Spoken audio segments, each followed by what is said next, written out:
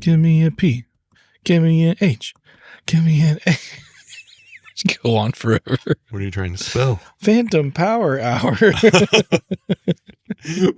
Welcome back to Phantom Power Hour. I'm Josh. And I'm Jeremy. And I think I just want to dive in today and with this mindset. All right, go with me here. Going. You are on a mountain. Okay. It's beautiful outside. It's the perfect, 72 degrees Fahrenheit, nice breeze. You're in the sun, so you're not too hot, you're not too cold, and you are just blissful. You're at peace. Are you with me? Mm-hmm. All right. Are you there in your mind's eye? Okay. Now your third eye is slightly opening.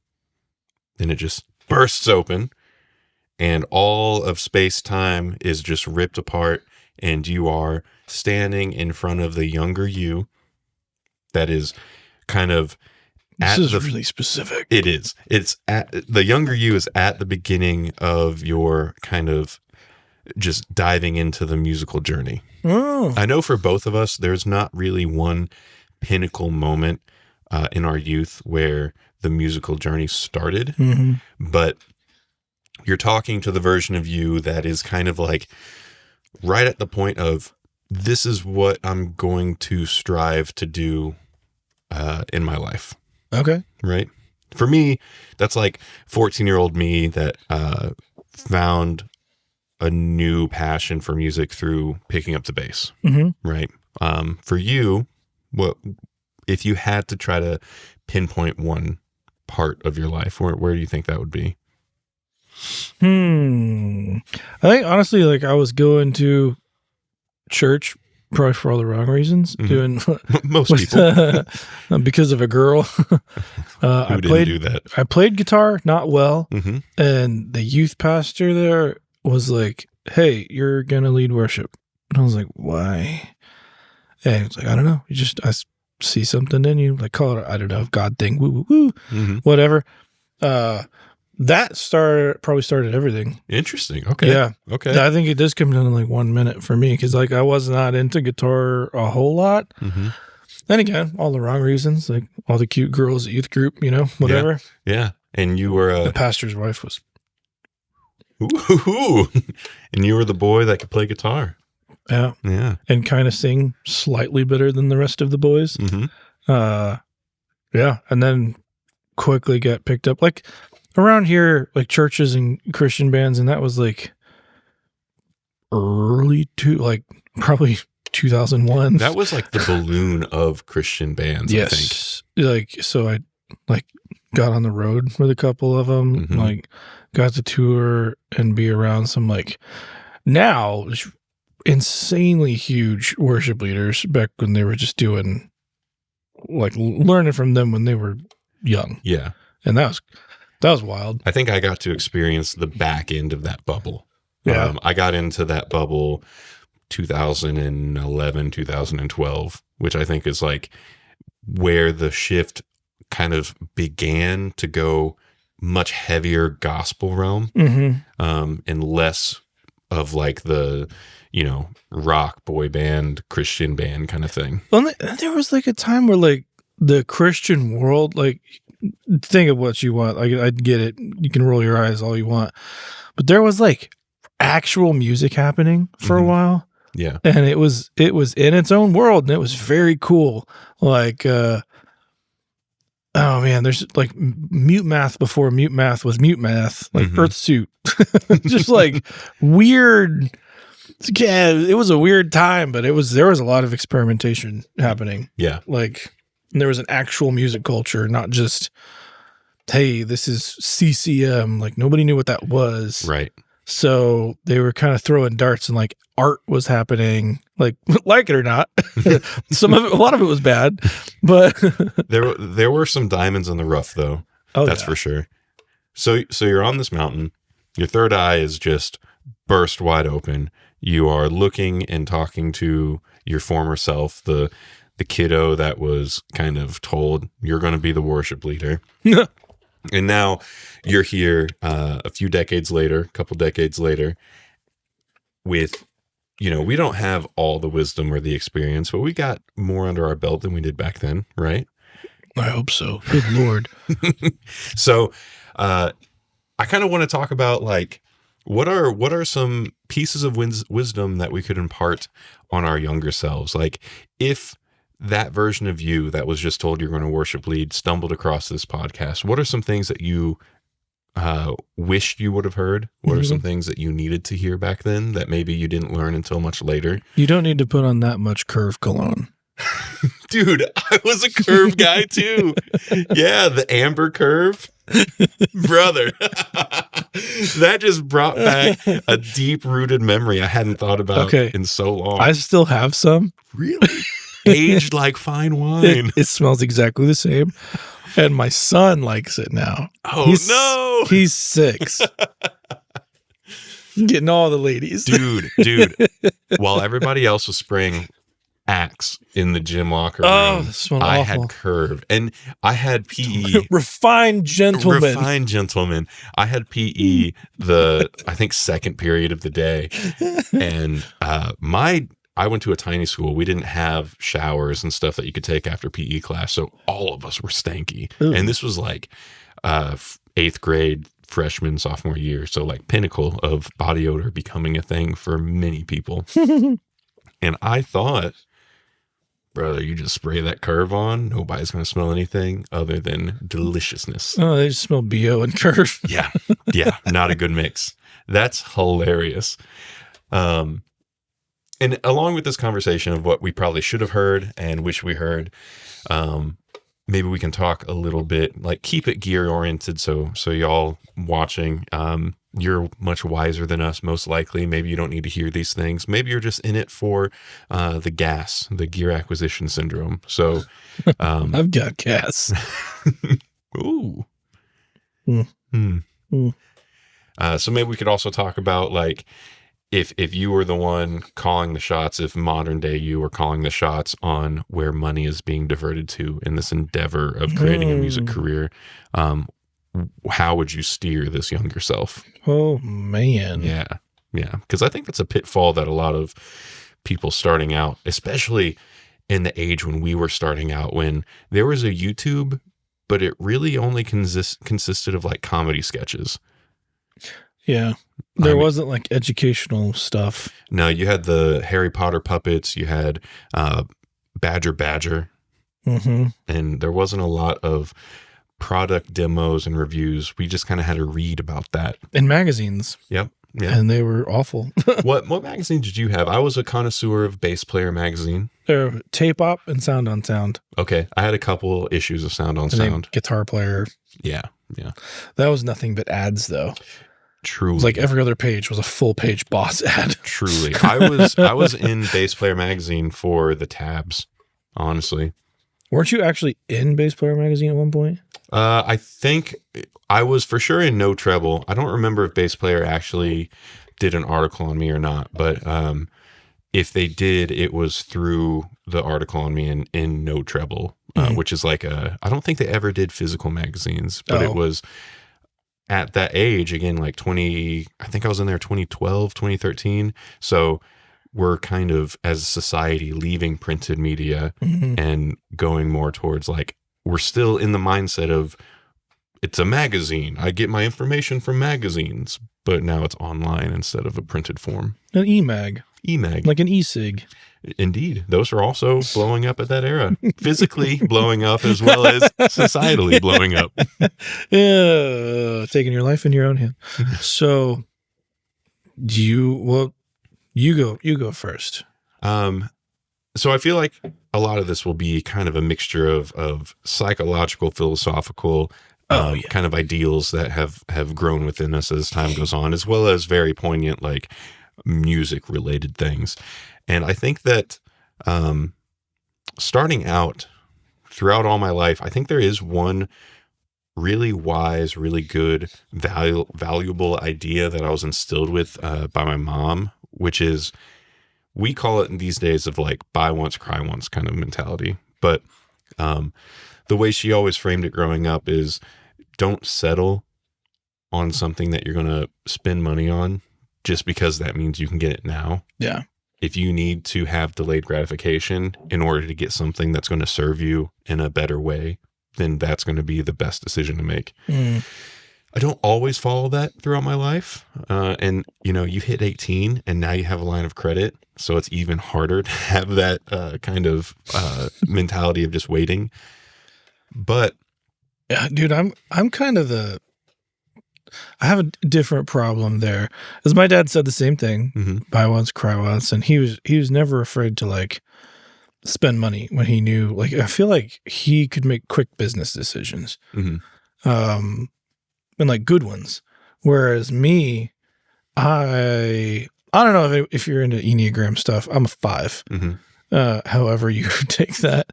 But which means I hyper research. Yeah. And I fixate on things and obsess over details. And so I will often like hyper research something with the mindset of like buy once, cry once, and then decide I'm not going to do anything. I find myself doing that a lot too. Yeah. And like the thought of debt scares the crap out of me, because I think once you've been poor, you're so afraid of being poor again that you don't even want to take the risk. So like this last year is probably the most financial risks I've ever taken in my whole life. But yeah, that fear does not go away. 100%. So it's like I almost have the opposite problem, and I'll buy the crappy thing because in like defiance of the financial obligation. Yeah. Yep. Because I don't want to owe any money. I mean, I do that too. I think that there is a healthy balance. I was more afraid of buying the cheap thing when I was younger, which maybe would be a piece of advice that I would give my younger self of, you are a teenager. You don't have to go out and buy a modular space because you want to be a professional bassist. I bought 2 of them.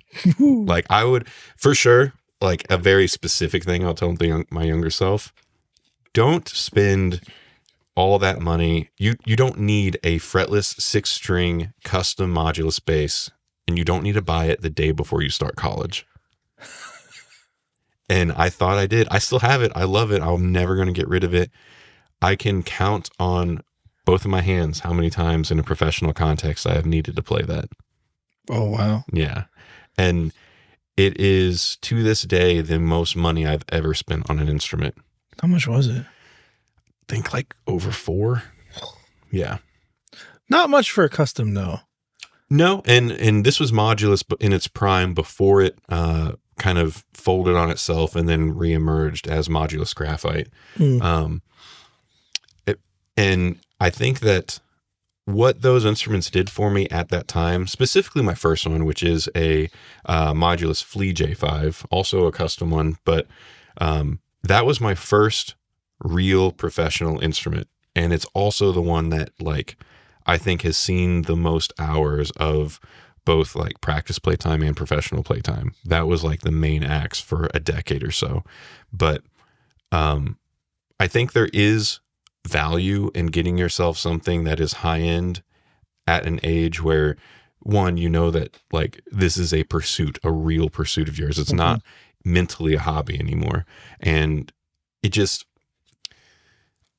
gives you a playing field, I think, that is more consistent than if you are trying to pursue that on a Squier or something, which there's nothing wrong with. But I think there is a little bit larger of a margin of like ROI of time spent on an instrument that is a little bit higher caliber. Well, it's like in the very beginning, you almost want to introduce hurdles. Yes. Yeah. To get over, to make sure you can get over them. And then after that, it's like, okay, get whatever the best thing you can afford is. 100%. Yeah. Yeah. But I think that going back to this, like your current aversion of putting too much money into something and just getting the cheaper thing instead. Yeah. I think younger me could have used more of that.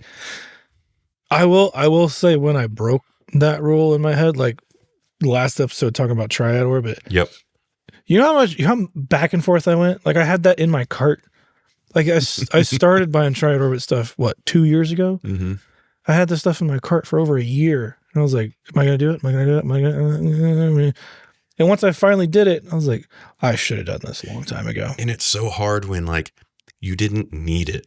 That's my mental hurdle of like, I don't need this thing. We didn't need it. No, and that's a good point. But I realized I wanted, what made me actually purchase it was me and Sam were setting up for a session and we threw away 4 mic stands. Yeah. Because they were done. Yeah. They were done. I was like, okay, I'm going to buy mic stands. And so I got on Sweetwater. I was like, I'm going to spend $400 or I can spend $900 and never have to do it again. Yep. I do have I don't know what part of like psychology it is though. I have a really tough time, even if it's not much money, I have a really tough time spending money on something that I don't feel like I need. Yeah. I have a very easy time spending, like making a last minute rash decision on something that is pure want that has like been building up. Like for example, the 3D printer upgrade, right? I rationalized it in my head with these professional contexts I could use it in, which is real and true. I have made money already using that has offset the cost, but it was super easy for me mentally to like push myself over the edge of like, I don't need this like spaceship of a 3D printer. And then as soon as I get myself over the edge, it is a burning desire of I need to leave right now and go get it. I don't know what part of like what is going on in my brain, but I go 0 to 100 on things if I like think about it too hard. See, I'm just such, I kind of relate to that on the hyper opposite. Is when I finally get myself to purchase something, like there's nothing to do with music. I bought boots, really nice boots. They looked awesome. And the most expensive pair of shoes I ever bought myself, this was like a few weeks ago. And everybody was like, "Oh, those look great. You look awesome." I'm like, I'm finally going to have style. They're the ones that I think I commented on them. No, I think you commented on these. Oh, it was these, yeah. But, and I hated them. I sent them back. Really? Yeah. I was like, these are slightly uncomfortable. These are great. I love these. Yeah. But they don't look nearly as cool. I was like, I'm not worth $400. I legitimately can't tell you the last piece of clothing I purchased. And I for sure can't tell you the last time I purchased any type of clothing or apparel that was like not on sale and not like dirt cheap. Weird, man. Which is also not a good thing to do. Haven't told him. I get gifted things like these jeans I'm wearing right now are Express jeans, the flexi kind. Some of the best pants I've ever owned. I would never buy them for myself though. But anyway, we haven't told our younger selves anything yet. That's true. Well, I would tell my younger self, don't be afraid of buying something a little bit cheaper than the expensive version that you really want in order to get it sooner. And my example for that, I always have been interested in guitar. I never really started playing guitar until maybe 10-ish years ago or so. Part of that was this mental idea. Another thing I'll tell myself is the jack of all trades saying is longer than what people just say, jack of all trades, master of none. And I would tell my younger self that just because you want to be as good as you possibly can be at bass doesn't mean you can't do the same in other areas. So I pigeonholed myself early on and didn't break out of that for a long time. But the other thing, I never bought a guitar because I always thought with the same mentality of my basses is like, well, if I'm going to get one, I mean, I do music for a living. I want to do music for a living. I'm not going to get a like $300 guitar. That would be a waste of money at this point. And then I finally did that Ibanez Talman that we talked about the last episode. It's one of my favorite guitars I played. And it's far from perfect, but it has this mojo and it gets the job done. And you know who's not going to care? Anyone that hears it. Ever. Yep. So I could have used a little bit more of that mentality when I was younger of strive for the delayed gratification of expensive things where it counts, but don't be afraid to cheap out where it makes sense. You don't need to buy monster cables because they say they're better. They're not. You can get some Planet Waves or I Diodario or Proco. I abused the hell out of that lifetime warranty, though. Every time I was close to a Guitar Center, I was like, new one. And then they stopped. I have never had to send mine back. And I've had other Monster cables that have broken and I've sent back. The first cable I ever got for bass when I was 14 years old is the same Monster cable that I have in one of my pedal bags at home. Holy cow. That has, it until 2 years ago, was my main gigging cable. And the only reason I changed is because it stopped being long enough for some of my shows and stages. And it still is perfectly fine. Wow. Don't make them like that no more. They don't. Well, I mean, it's going to stretch the crap out of any input you put it in. Yeah. But it'll last. What would you tell your younger self, Jeremy? I think I'd probably word it like, because if we're talking like career wise, like how I was afraid to buy anything, I think it comes from a place of like, because of when I had to decide on a career. Mm-hmm.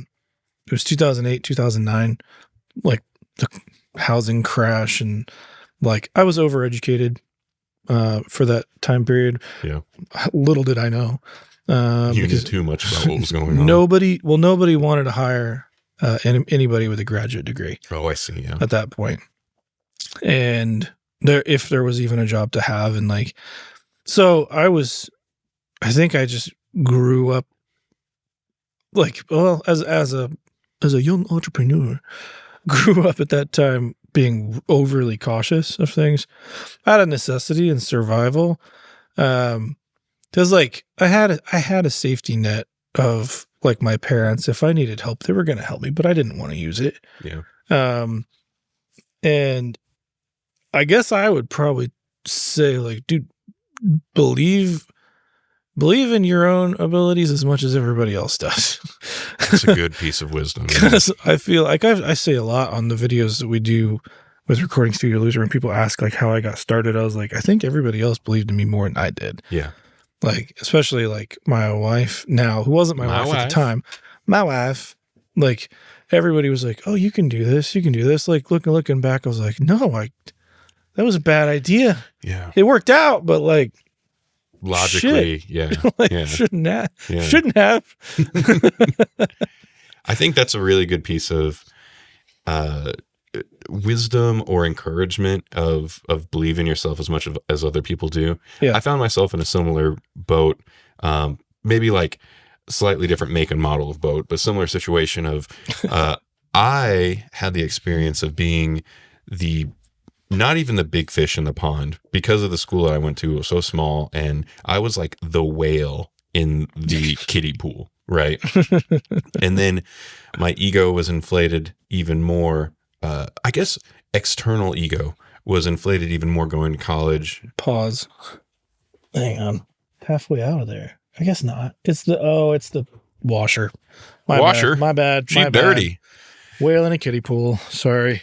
So yeah, I was like this whale in a kiddie pool. And then going to college, getting like a full ride for music and for like SAT scores and stuff. Like, it did not do me justice. You got a full ride AU? Yeah.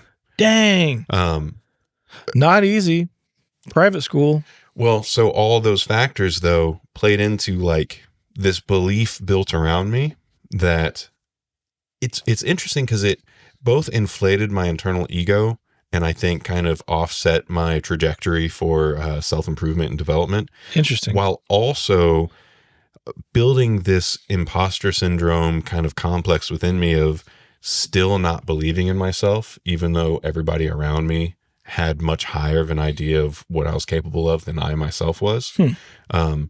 So that kind of, like I said, similar boat, different make and model of what you were saying. And I would for sure tell my younger self, like, just do the dang thing. Like, don't be afraid of taking the leap, and don't be afraid of either taking on projects or specifically starting projects. I think something that goes hand in hand with that as well is telling my younger self that you do want to present yourself and your work as best as possible, but you don't have to wait until you think it's perfect, because you never will. Yeah. And I think that is a deep rooted, if you want to call it problem or trait, I suppose, amongst so many artists. But I would just tell my younger self, put it out. I mean, A, nobody's going to care really.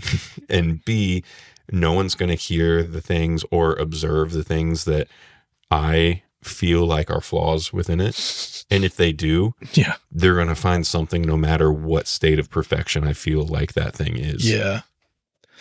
I started doing that with my own stuff, because putting out more music, and you're doing a lot of music videos for them. But like, I'll spend at most, and I had to do this for my own stuff. I will not spend more than like 3 days total on it. And like writing the song, recording the song, mixing the song. Yeah. If I do, I go down a rabbit hole and it never gets done. Yeah. So like a lot of times this stuff is like, I'll send you a mix. Like, what do you hear that messes with you? And you're like, no. Yeah. Everything sounds good. Like, I hear 1,000 things, and there's mistakes, and I can hear them, but I'm like, just put it out. Self-production and self analyzing in the musical context is so hard to do. Crippling. Yeah. And it's definitely freeing when you put it out and like 90% of people like it. And you're like, oh, you don't care about the little things. Yeah. Like, they see the big picture. I think this is, I don't know how big this is or not, but I think a lot of things that you hear too, like you have surgical precision where you're listening, especially if you're listening in the Atmos room, who almost nobody else is going to have that kind of precision in the way that they're listening as well. So that I think it makes it even more crippling to you when you're sitting down in front of it. Yeah. But yeah, that's a hard thing to get over. And I don't, again, going back to like the way our brains work and our psyche and stuff, I don't know where that stems from, because I also have either a lot of friends or colleagues or just people I've come across that are the exact opposite. They don't think at all about like, how can I improve this? Their idea is like, this is just what it is. I'm just going to put it out there. And I think that there's a healthy balance, but you see some people doing that and they just skyrocket, shoot off. I think that there's a lot of examples of this in social media. Like, you for sure have these people that are perfectionists, but then you have these people that it is very clearly the first time that they just either sat their phone on something, or they just are holding up their phone, or whatever that is, and whatever the take is, that's the take. They shoot it off and they explode because of it. So yeah. So if you want to start a YouTube channel, just do it. Do it. If you want to start anything, just do it. As long as there's not a huge overhead cost in getting started. I'm part of another podcast with a couple buddies that I was so excited about, but I think it completely stalled. And we even got past the point of like recording a few. So like, I think there's 6 recorded. Really? Okay. But the one who's kind of in charge of it, I don't know if he's like afraid to put it out or with life got in the way, but I was like, man, we got so close to starting a thing. Starting is the second hardest part in that context, I think. When we started this one, I just had to not think about it. Like for the initial version, like if you remember, there was a lot of thinking about it, but in terms of the idea of like, okay, anybody can see this conversation now, I just had to just put that out of my head. Yep. Yeah. Because it kind of doesn't matter what you say. Yeah. And then again, going back to a lot of the other ideas, like I think there is some innate wisdom in, at the end of the day, no one cares. Yeah. And that's not like a belittling myself thing or belittling other people that do YouTube videos or make content or run businesses or anything like that. But like, there's so much out there. There has always been so much out there, even like pre-internet and stuff. Like you got these books, publications, you've got people living their lives. At the end of the day, no one cares. To everybody else, you're just an NPC. Yep. And if playing video games, I know enough, sometimes you have your favorite NPC. Sometimes you do. Yeah. Oh, dude. Okay. quick little tangent and pivot. I have not had much time to play video games in the last like a couple months, really. But I have every once in a while made the unhealthy decision to stay up way too late to experience some new ones I was excited about. One of those is called Where Winds Meets. If you out there are into video games at all and you haven't heard of this, it's free to play. It is like The Witcher and Ghost of Tsushima had a baby, and it's free to play, open world. It's incredible. I bring it up though, based on what you were saying about NPCs. They are the first game I've come across that implement generative AI in a really cool, creative way, where there are NPCs scattered across the map, where they have like, you can think of it as like an initial prompt of this is the situation that they are in. And then now either if you have a mic, you can talk to them or type out in a text box, and it's completely generative. And like their understanding is based on the world that they're in. So you can't have a conversation with them about technology or like politics in our real world or anything. But the idea is you have a conversation with them. Based on your conversation, you either build a relationship where they become your friend, or if you're not good at navigating that conversation with them, they don't like you very much. And it's really intriguing how it's being implemented. And that's then cool. If they become friendly, then, if they're a merchant of a specific kind, every once in a while, they'll send you a gift because they're your friend, that kind of thing. But that's neither here nor there. But you were talking about NPCs. I thought it was cool. You should check out that game. It's free. Everybody's an NPC, man. Yeah. That totally derailed my entire train of thought. I derailed myself. Oh no. Get us back on, Joshy. Oh, so yeah, nobody cares. Like you said, we're all NPCs. And I think that this doesn't really apply to my musical journey very much as much as it applies to just my personal philosophical journey or personality journey. I don't know what you would call it, but I think younger me really needed to hear that, like, you don't have to have this feeling of like ambient observation all the time. Meaning everyone's not looking at you. Yeah. Everybody's not noticing you. Yep. Everybody's not concerned with anything that you are doing. Oh, that's a big one. Yeah. I didn't know what you meant, and I feel it so hard now. It applies to so many different aspects of life too. Like, and I think that pretty much every teenager feels that. Like, everybody feels like, oh, I care so much about how I present outwardly because everybody's watching and like internalizing me as a person. Yeah. They're not. Yeah. I'm watching my daughter kind of start that process. Yeah. So trying to drill that into her head and remembering what school was like for me, I'm like, oh no. Yeah. I think it's harder now too. We've talked about this in the past of like the social media izing.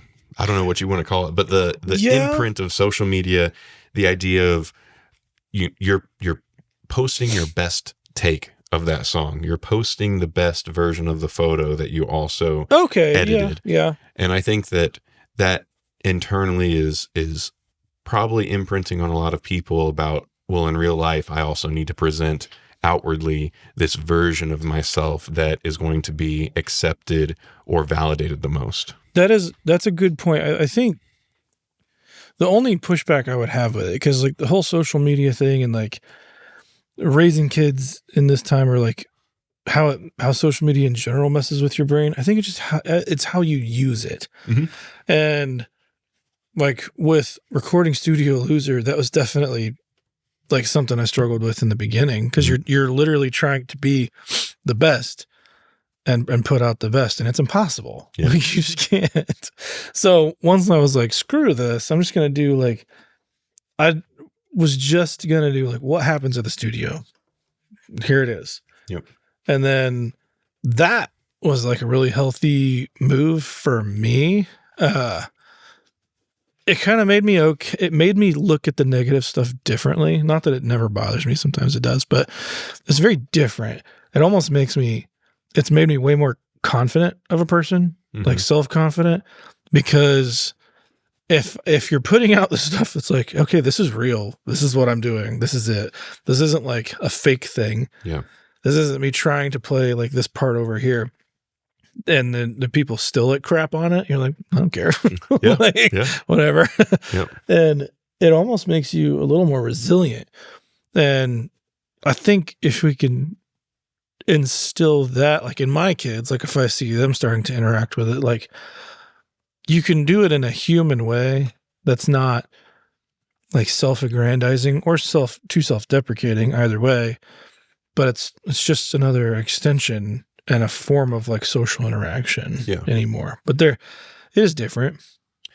I think that I think my experience growing up pre-social media, I think I still had a lot of those mannerisms that I feel like could potentially be instilled in the youth and stuff today growing up with it. And what I mean is present yourself as best as possible. That's everything from what you're wearing to how you're standing. Like, are you slumped over? You have good posture to, it doesn't matter if you're not in a good mood. You are in a good mood to other people. Yeah. And I think that it's definitely unhealthy. Yes. But it also, I think, instilled some positive traits within myself that I'm grateful to have now, in terms of it taught me to have like respect to people. And it taught me this idea. I don't remember where I heard it, but I was listening to some famous person talk about an opportunity to inject positivity into somebody's life. And you're always granted with these opportunities to provide positivity. And his example was like when you are at a gas station and you're talking to the cashier, like you can either pay and say nothing, or you can do something as simple as say like, hope you have a great rest of your day, or whatever that might be. Mm-hmm. And I think that this idea that I was brought up with of, try to be likable, I think instilled some of those things within me that I'm grateful I have now, but I think was just presented in a less than optimal way. And to kind of flip that on itself back to the social media thing, when you say like you always had this, here's how we outwardly portray, like everybody was doing the Instagram thing before Instagram. Like, exactly. Yeah. You put out Christmas cards and it was only the good stuff. Like you went to church on Sunday. School pictures. Yeah. Like you only showed the good parts. So it's like social media is not like this new thing. It just refreshes faster. It refreshes a lot faster. And and now it's like right in front of the parent's face. Yeah. Because now, like if you're not careful about like what your younger kids are doing, then you can see like, oh, those are the decisions we used to make. Now you shouldn't be doing that. Yeah. Like, I don't know. I mean, who didn't have a different personality in front of their friends' moms growing up? You know what I mean? Yeah. And if you didn't, I've got this like interesting, very specific amount of respect for that too. You ever come across now that you're older, you ever come across those people, like those kids where it's like, oh, this kid doesn't give a damn. Yeah. Yeah. And you're like, that's annoying right now, but also I've got to respect it. I would not have had the cojones to do that growing up. Oh. So if you were... You said cojones. That made me think tamales, and now I just want some tamales. Ooh, I'm going to be getting some in. Let's see, what is today? I got some real bad ones the other day, man. 9 days, and I'm going to be swimming in them. Christmas Eve? Yeah. You guys make a bunch of them? My grandma does, yeah. Oh, yeah, dude. It's a good time. How spicy on the spicy factor? So the tamales by themselves, only the jalapeno cheddar ones are spicy. We have a variety of them that she makes. The other ones are, my grandma and grandpa, they also make their own salsa. Oh, man. Which ranges from spicy to burn your face off spicy. There's nothing mild about that stuff, but that gets added on top of them. So I normally get sent home with a bag, I'll bring you some. I'll bring you a variety pack of tamales. I think I'll cry. I love tamales. They're great. They are like It's one of those things where when you find out how the sausage is made, it's like, oh. Yeah. So, tamales and tortillas are both the same for me. It's like, oh, it's just lard. But that's why it's good. It is. It is. So if you were talking to your younger self, Jeremy, did you eat more tamales? eat more tamales? I did when I was young, and I would maybe tell myself, eat a few less, bud. I know that you can pinpoint kind of where the trajectory started, but in terms of being a studio owner, an operator, engineer, mixing engineer, that kind of stuff, if you can try to consolidate it to one point, was there any type of budget surrounding that? Yeah, for sure. Initially, when we were doing the build out, we needed to do it for $10,000. Okay. So this is like basement or here? Here. Okay. That's not a lot. No. Did that include renovations too? Yeah. Oh my God. Dude, no wonder you're DIY king. That's crazy. I don't know about that, but like everything is necessity. Yeah. Like you're going to figure out how to freaking do it. Like my water heater went out this last weekend. Yeah. I had to put in a new water heater. You just had to do the dang thing. I'd never done it before. Yeah. But now I've got hot water. So how do you feel like the budget allocation went when you were doing this for around 10 grand? Decent. Because by this time you had some more understanding under your belt. Like, granted, now you have way more experience and understanding, but at the time you weren't diving into this like without ever doing work in the field. No, but I mean, of studio owners in the area, I was not even a baby. I was probably a fetus.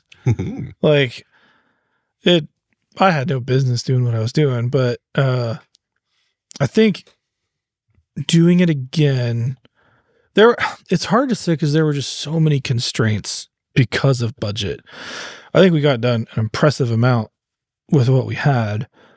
Kind of did what we needed to do in certain situations, but I would probably try to squeeze a little bit more out initially to make the room sound better. Okay. Than it did. And that's when that area was everything. I mean, the studio was 30% the size it is now. So, I mean, that was hard. And it's hard to even think that all of you guys used to sit in that room together. I don't think I ever even saw this side of the building during those sessions.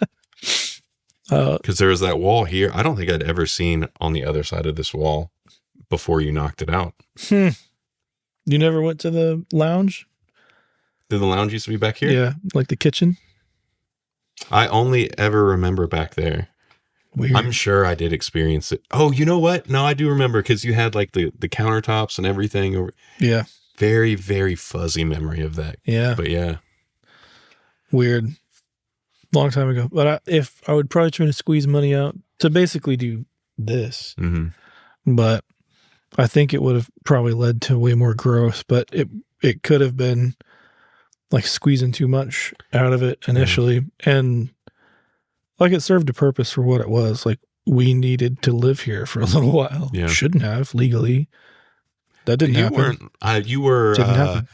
You were occasionally resting in your place of business. Occasionally. I don't think resting in your place of business is illegal. Allegedly resting. Yeah, I mean, it did what it needed to do in the time we had it. And I'm even thinking like what happens to it next, you know? Yeah. So I don't know. Do you own, I know you own the place. Do you also own the property? So you could, if you got the right like permissions from the city, you could do build outs, like additions to the building. I can build as far out that way as I want to. You got some room. I got a lot of land. Do you ever foresee that? I don't know. There's not really a lot of parking, but I've also thought about like whenever it comes time to sell this place and then it eventually just turns into like rental income and I can build basically my room in another part of our house So maybe doing rent this out to some doctor or dentist or whatever. I don't know. Interesting. So putting yourself back in those shoes when you first started like breaking ground here, you don't have to go through piece by piece, but how did you at the time allocate those funds? Like in your mind, was there much thought, or was it just like roll with it as things were going? Stuff was a lot more affordable. Yeah. So money went a lot farther at like Lowe's and Menards where we were buying like building materials and stuff. Even the flooring was really cheap. Like building everything ourselves saved a ton of money. Yeah. Like the cost of wood was a fraction of what it is now. So it was really easy to do some of those things. Like it was a lot of labor, and the labor was technically free, but I would definitely do that again. And even the gear, we bought broken gear. Yeah. And fixed it. I remember you kind of in the past talking about how that was one of kind of like the come ups. Yeah. Yeah. I mean, back then you had to buy an interface that worked. Like there's no way I could fix an interface. No. Like I think I started with an Apogee Ensemble, the old one, which I know the person who owns that one, and I'm trying to get it back. Yeah. Because I think that'd be hilarious to get my first one back. That was at Firewire days, right? Yeah. Yeah. But I think I would just tell myself, don't be afraid to go bigger. Because even a risk at that stage, it's hard. It's so hard because whatever risk you take is a massive risk in front of you. But looking back, that was not a big risk. I think this conversation in general is also hard because I was thinking about this when I was brainstorming us having a conversation like this. And it's always been tough for me because through different like forms of trying to build personal gratitude and different like personal meditations or whatever kind of mumbo jumbo you want to talk about, I always come back to this point of like, I don't have to be ecstatic about what's going on in life and whatever current moment I'm looking at, but I do always feel grateful for the like just individual that I became through trials and tribulations, through the bad decisions, through the good decisions. And so it is kind of, even looking back and trying to tell my younger self things that I probably should have done differently. Maybe I should have done them differently, but also would I have learned the right lessons if I did do them differently? It's kind of like just hold on. Yep. Ride with it, bud. White knuckle life for a while. It's going to be okay. White knuckle and white monster. You'll be all right. White monster is good. Yeah. Yeah. Or a wanster. Wanster, is that how they call them? That's what Sam calls it. Wanster. They're the best flavor of monster out there. If I was going to relate it to people watching, probably it's just the biggest thing, I think, is just patience and realizing that like crap takes time. And that's the hardest part, because I'm very impatient and I want stuff to work right now, or it's not going to work right now. Or even like now that I've been doing this for a little while and building this room, it's like when I was laying it out and obviously overanalyzing, because as I do, overanalyzing all the costs and the benefits, and the payoff was like, this is going to take a year to pay off. And I'm like, you idiot, it's going to take a year to pay off. You're fine. Like, that's not a bad investment. Yeah. Like even, and even now, like here we are back. It's done less than a year. Yep. So the business that's come in has paid it off. And my God, when did we finish it? Like are you counting like tuning as finishing it? Yeah, that's when I started working. So what? August? Has it been like? It's only been a few months. Holy cow. Yeah. That's not a bad payoff. Not at all. And like even in getting into the nitty gritty, like talking to my CPA, like the studio made less money this year. But when you think about the months that I was working on that and like shutting things down, not taking certain business because I was working and spending money, not making money, spending it. Like, so not even just not making money, spending it. Like the fact that the studio was down like this much, pretty impressive. Yeah, pretty solid. Yeah. So not bad. And being okay with that risk and being okay with being patient. But then you always have to wait. And then the whole thing just becomes weighing time. And if you've got time on your side when you're young, go for it, man. Definitely. Yeah. I think that's a big takeaway in almost any aspect of life is like, don't let the fear guide you when you're young. Mm. Like kind of do things in the face of fear. Yeah. Because which is hard to hear. It is hard to hear and it's hard to accept. And if you're listening and you're like, I am 20 years old, I've got $100 in my account and that's only there because I haven't paid my rent yet. I get it. I mean, I'm sure Jeremy and I were both there. Oh, God, I was there.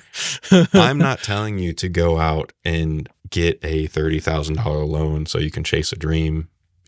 If that's the right decision or if it's a good thing to do, sure, do it. I'm just saying that you can start the thing, whether that is trying to build up clients and start mixing for them, or if it's reaching out and trying to be a session player or auditioning for bands or teaching how to play because you know how to play a little bit, whatever the endeavor is that has this aspect of imposter syndrome or fear of the future, you can do it and you should, especially if you're young.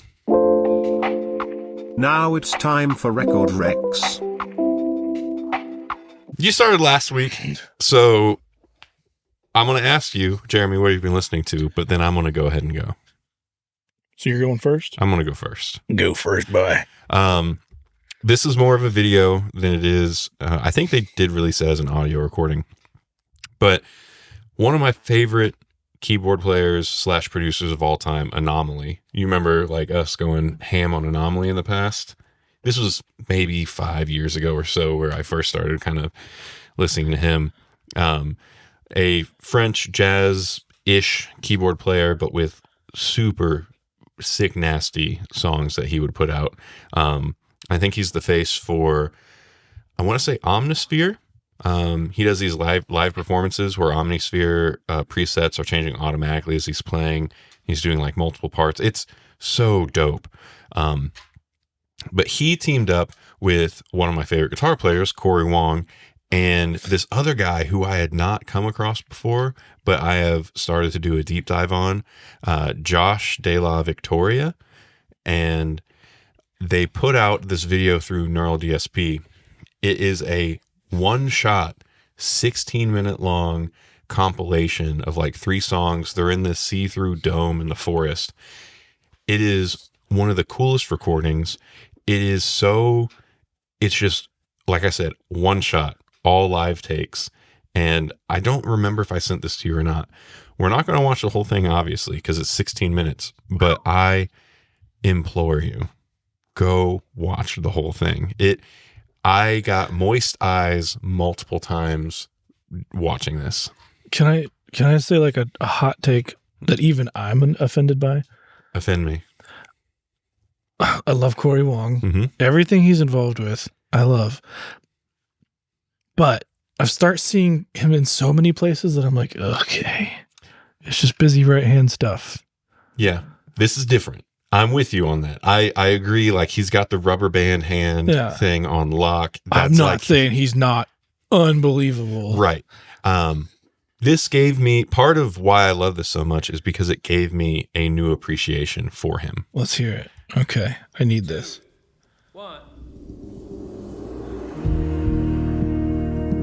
I'll pop through some different moments. I don't have timestamps for like my favorite parts, but like I said, like the playing from everybody is so emotive that I legitimately, the first time watching, just like, I'm going to say my eyes watered a little bit.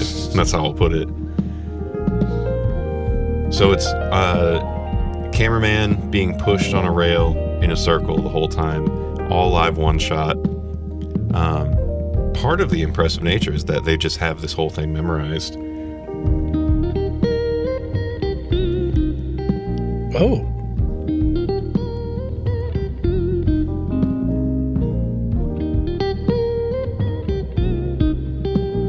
So it's like, where can we get a dome like this? I know, right? So it's kind of jazzy. Got these beautiful harmonizations happening. The tones are all Corey Wong neural DSP stuff. That's like what the plug is for the video, but the video is so much more than that.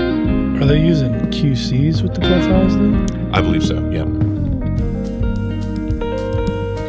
The mix on this also is phenomenal, especially considering they're just in this dome. You can see they have like some room mics mounted around the dome. Those are old nylon C414s. Got the 421 on the tom. We should put the 818s up on overheads. Okay, don't tempt me with a good time. So I'll hop around.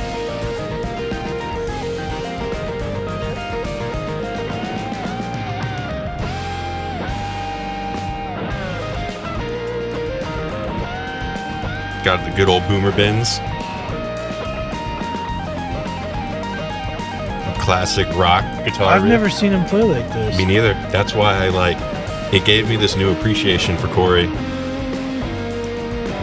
But this dude over here, Josh, oh my gosh, dude, if I can find his solo.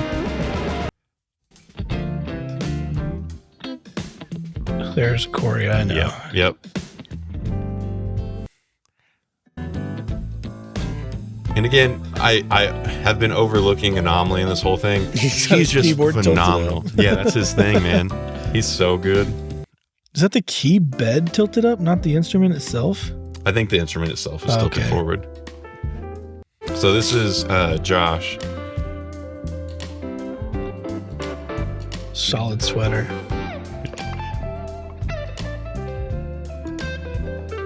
Oh my. Oof. Yeah.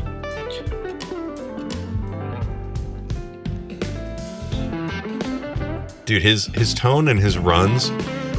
The phrasing. Oh, man. Ooh, that was cool.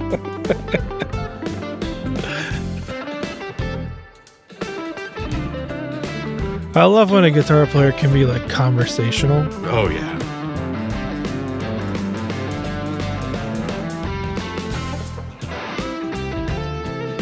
Even right now, man, I've got so many goosebumps. I love this.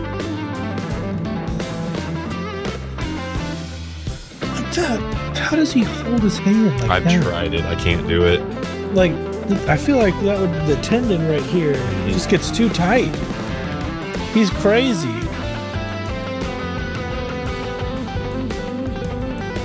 Oh. Oh my gosh, dude. My brain was melted watching this the first time. How's he so clean? I wish I could tell you. Everything I was raised to love about music is exemplified in this recording. It's like, it's conversational. A lot of it is off the cuff. And it's just so raw. I can't get enough of it. Cool shot of the track. Man, shout out to the camera ops. Yeah. This is a vibe. Yeah. That's dope. So there is one point shortly after this song ends, or the previous song, I don't remember which one, where between songs, normally the camera will just pan up and keep spinning, and then Corey will count off the next one and they start. There's 3 songs in total. And after, I think the second one, he talks in like to the audience in the camera, and he's like, normally I wouldn't do this, but as you can see, it's all live, and we messed up this last song. So boys, let's take it from the end of that solo, and they go back into it, and that's where he's talking about the cameraman being pushed on this rail and stuff like that. So it is so fantastic. It is the video is called Corey Wong, Anomaly, and Josh De La Victoria, Compass Pass Home, Companion Pass Home. Can't talk. I'm so worked up. That's cool. Go check that out. Jeremy, what's your record rec? Okay, this requires YouTube. Ah. You're going to want to see it. Okay. Otyken. Oh, you already had it. Oh, Have you heard of Otyken? these guys? No, but I love what I'm seeing. All right. The official music video, I would imagine. Yeah. Okay. Oh, hang on. So this, I feel like some indigenous village somewhere was like sitting around and like, hey, you guys see what K-pop's doing? You want to give that a try? Okay. Now go. Like this is look at the view count. I don't know if you can see it easy. I can't right now. They updated the player.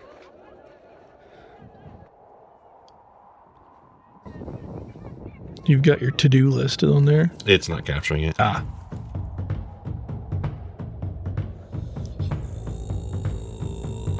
I'm sold.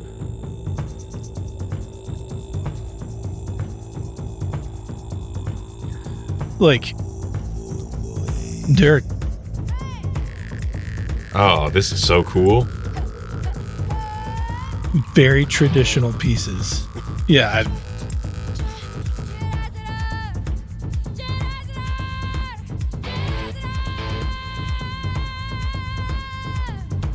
I don't know what region of indigenous tribe this is, but I like to hope that this is the kind of stuff that I think Siberia. Genghis Khan was like writing to. I think they're from Siberia. I could be wrong. But like they've got a lot. They're in the production value, the camera shots. Like back out of this and see if you can find another one. Just go to 11 million. yeah. Oh my goodness. Just go to Otyken. Yeah, that's a good one. There's also one where they're in like a hut. I like this like film style, like the bloom on this. Dude, it looks unbelievable. Like, and it might be completely fake. I don't know.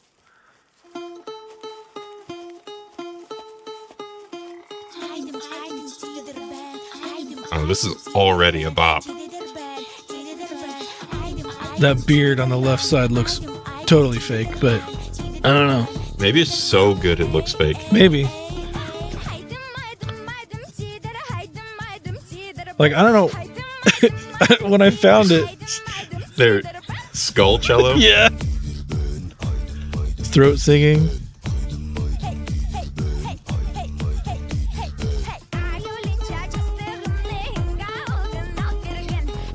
I don't know. It's so out of pocket. That string part is catchy. Yeah. And then you've got just people like, Dude. yeah, there's so many songs, and they're all like, "Dang, this catchy!" Yeah, you're right. Dang, this Siberia. catchy. Like, I don't know if it's real or fake, but the production's bonkers good. It says members, Otyken, Otyken, from a small indigenous people of Siberia, Chulyums. I don't know, but see what I'm saying? Like, they were like, "Hey, you guys, let's try what K-pop's doing. Bring some money to the Wow. village." And I don't know, like, but Wow. they are doing it right. That is awesome.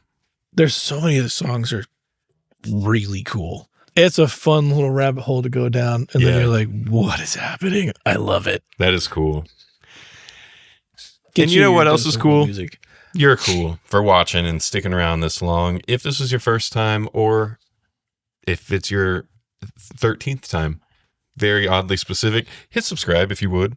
Trying to made it get this to far. 10 million subs. 10 million. Almost there. Yeah, real close. Hit like if you don't mind. That helps us. Just pop up in the YouTube algorithm a little bit, and it helps you by doing a good deed. Who doesn't want to do a good deed? You know? I'll do the deed. Did you know that not doing a good deed is equivalent to doing a bad deed? And you don't want to do that.